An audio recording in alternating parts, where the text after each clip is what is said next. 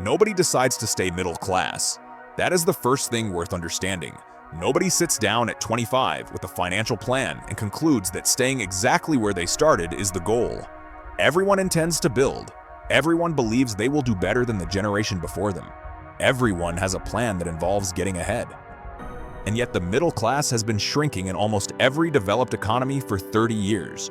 Not because people stopped trying, not because opportunity disappeared entirely, but because there is a specific set of psychological mechanisms, invisible, automatic, and almost universally activated, that keep people circling the same financial position regardless of how hard they work or how much their income grows. Understanding these mechanisms does not guarantee you escape them, but not understanding them guarantees you do not. The first mechanism is the most powerful and the least discussed. It is called mental accounting, and it is the reason why people who would never make a specific financial decision in cold blood make it constantly without realizing it. Mental accounting is the human tendency to treat money differently depending on where it came from, what account it is in, or what category your brain has assigned it to, even though money is money, and $1 from your salary buys exactly the same thing as $1 from a tax refund. Here's how it operates in practice. A middle-class family receives a $3,000 tax refund. They would never take $3,000 from their savings account and spend it on a holiday because spending savings feels wrong. It feels like going backward. But the tax refund feels like found money, bonus money, extra money that exists outside the normal rules. So they spend it on the holiday with almost no internal resistance. The $3,000 is identical in both cases. The psychological category it was placed in determined the decision.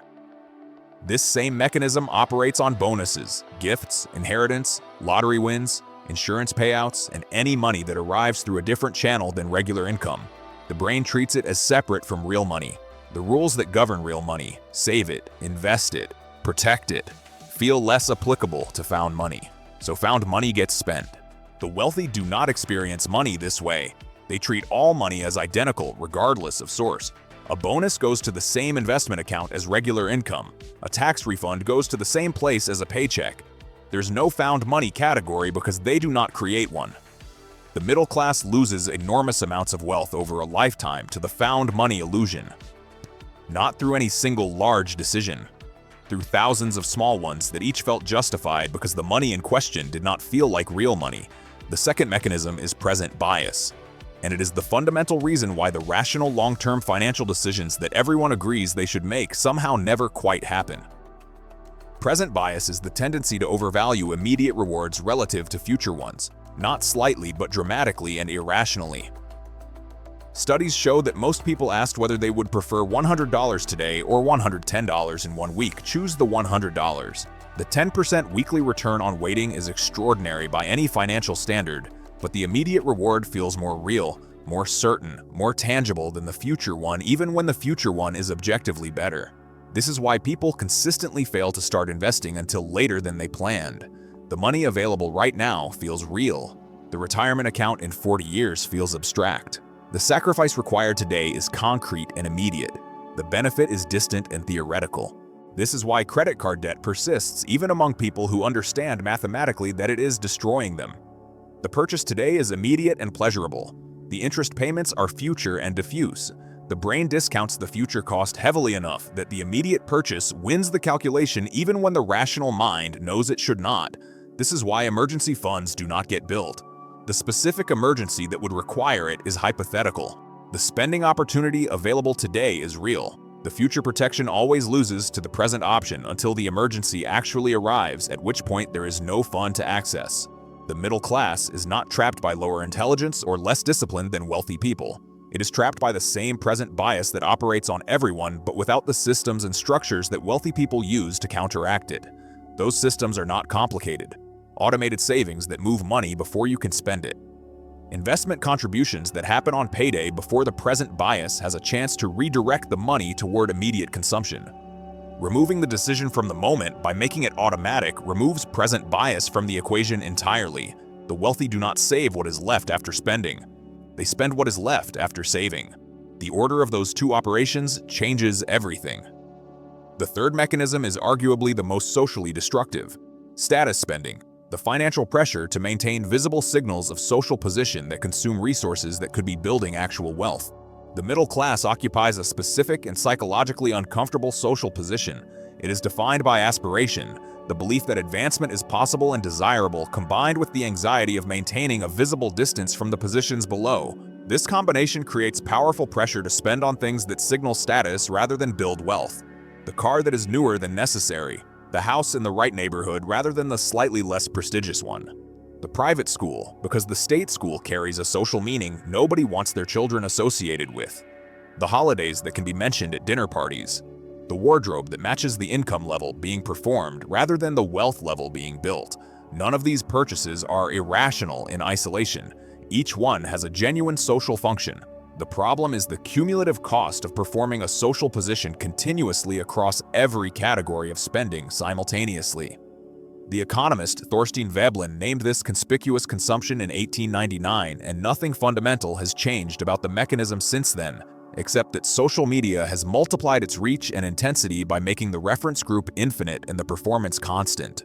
You are no longer performing your social position to 25 people in your immediate community. You are performing it to everyone you have ever known, everyone you work with, in an algorithmic feed of aspirational lifestyle content specifically designed to make you feel that what you have is insufficient. The wealthy largely opt out of this game at a certain point. Not all of them, but the ones who build lasting wealth rather than performing it tend to share a characteristic. They stopped spending to signal position and started spending based on what actually added to their life. Ronald Read owned $8 million and drove a secondhand Toyota and cut his own firewood. Not because he was eccentric, because he had decoupled his spending from his social performance entirely. The middle-class trap is in large part a status trap, and the exit is not poverty. It is the deliberate decision about which signals you actually need to send and which ones you are sending out of anxiety rather than intention. The fourth mechanism is the scarcity mindset, and this one is perhaps the most painful because it is caused by the conditions of the trap itself. Scarcity mindset describes the psychological effects of operating with insufficient resources. When you do not have enough of money, of time, of security, the brain narrows its focus intensely onto the immediate shortage. This narrowing is adaptive in genuine emergencies, but it comes with significant cognitive costs. Research shows that people experiencing financial scarcity make systematically worse financial decisions, not because they are less intelligent, because the cognitive bandwidth consumed by managing the immediate scarcity leaves less available for the long-term planning and self-control that wealth building requires. The scarcity mindset also produces a specific investment behavior pattern. People who grew up with financial insecurity or who are currently experiencing it tend to be risk-averse in ways that prevent wealth accumulation. The fear of losing what little you have outweighs the potential of gaining more. So the money that does exist gets kept in the savings account earning below inflation returns rather than invested in assets that carry short-term volatility but long-term growth. The cruel irony of the scarcity mindset is that it makes the conditions that created it more permanent. The fear of risk keeps money in low-return positions. Low returns mean slow wealth accumulation. Slow wealth accumulation means the scarcity continues. The scarcity maintains the mindset. The mindset maintains the behavior. The behavior maintains the scarcity.